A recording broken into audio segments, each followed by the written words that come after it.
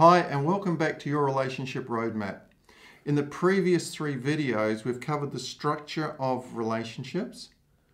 And in the first one we covered the structure and respect, the second one we covered trust, and in the third one we covered connections.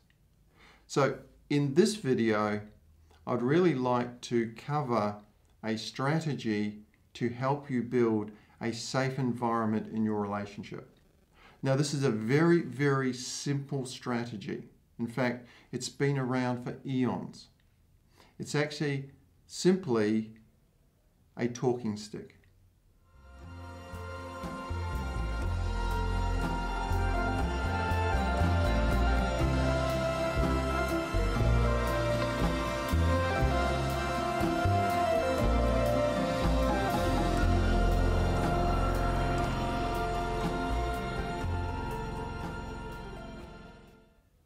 This is a Native American Indian tradition, and I'll just give you some rules for the talking stick. First of all, one person speaks at a time. Everyone else or your partner is listening. Now remember, when we talked about respect, listening is listening to understand, to accept their viewpoint, listening without any criticism, judgment, analysis, evaluation, or having your opinion or making any assumptions. So firstly, one person is talking, the second person is listening. Thirdly, observe, meaning that we observe a person's body language. If we're saying something to somebody and we see them react, well, we're getting a little bit of an idea how our message is coming across. Even the person listening could be observing the person talking because they might feel that they're being a bit uncomfortable. They might feel that they're even not saying something. The next step is to clarify. The person listening may want to clarify something. I'll give you an example. I was working with a couple and I was talking about safety in a relationship. And he works in a business on a mine site where his view of safety is wearing a hard hat, goggles, boots, and gloves. So he wanted to clarify because in his world that's what safety meant. Now I said this is safety in a relationship where you feel safe to express to each other. So the person listening can clarify anything that they don't understand.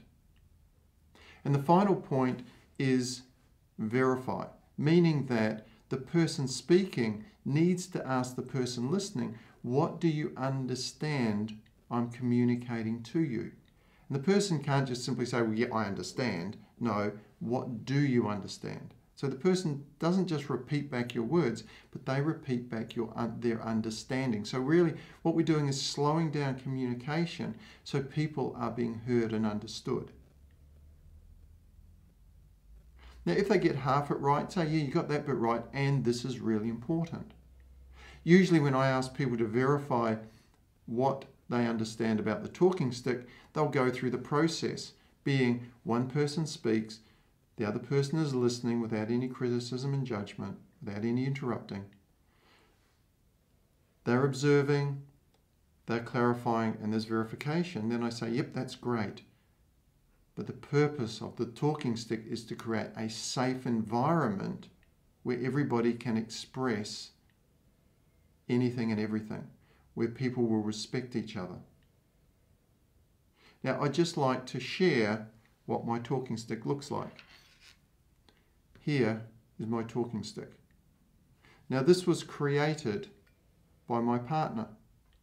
We were talking about having a talking stick and she went out and made this for us. And we actually used it. I've been adopted as a grandfather.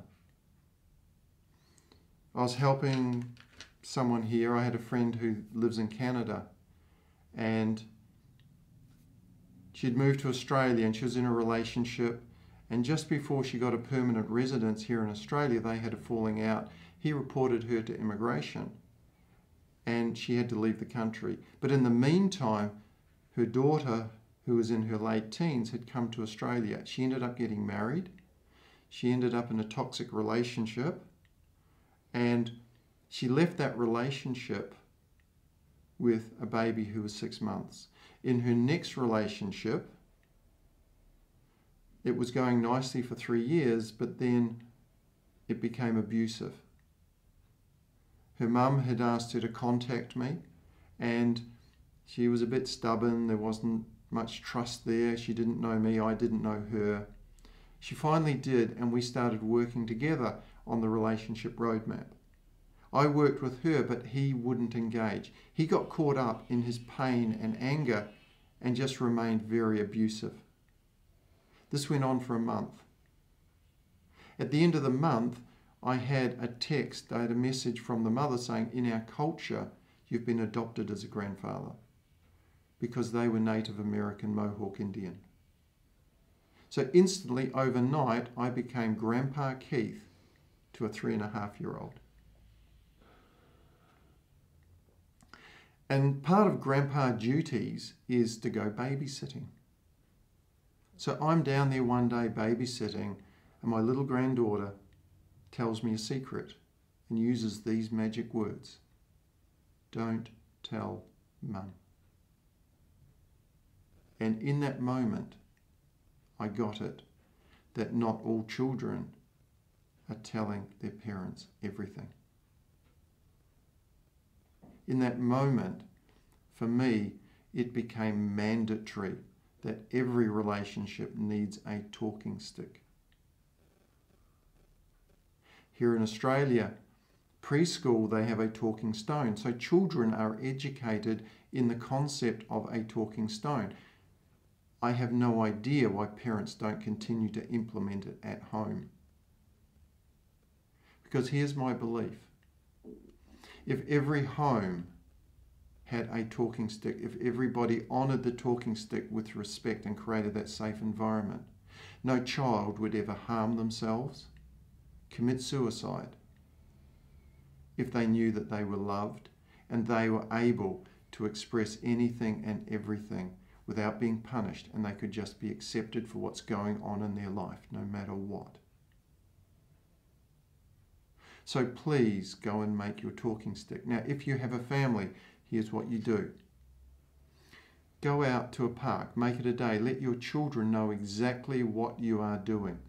You're going to find your stick that you're going to make into a talking stick. You'll see this has got feathers. Feathers might indicate be gentle. It's got some crystals. It's painted. When you get your talking stick, get everyone to contribute something to it. Children will love this. They will put something into it. They will be proud to use it. You put it in a place of honour. Use it regularly. Don't just use it when you want to bring up an issue. Use it around the dinner table, so you teach children, you teach each other that one person is speaking and everyone else is listening and acknowledging them. One of my clients shared this with their children, and they hadn't actually made their talking stick, but their 12-year-old daughter holds up a fork and goes, talking stick, because she knew she would hold the floor. So please go and make your talking stick, and if you want, send it through. I would love to have a gallery of everyone's talking stick.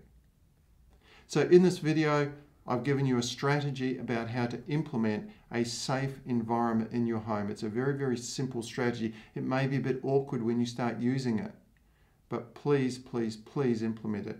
Because as your children grow up, they will probably do silly things like you did as teenagers.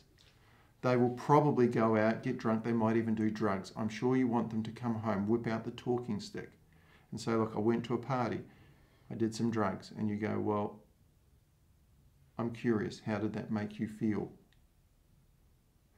And then they can express what happened for them. And then they might hand the talking stick over to you, and then you can authentically express how you're feeling. Or they might have written off your car, and they bring out the talking stick. Dad, I just wrote off your car. And you go, I'm glad you're alive. I can replace the car, but I can't replace you. I'm curious, what happened? And you can work on it. So this is the 4th video in the series of 9. So far we've covered the overview and respect, we've covered trust, we've covered connection, And now we've covered a strategy to create a safe environment. This all forms part of your relationship roadmap program.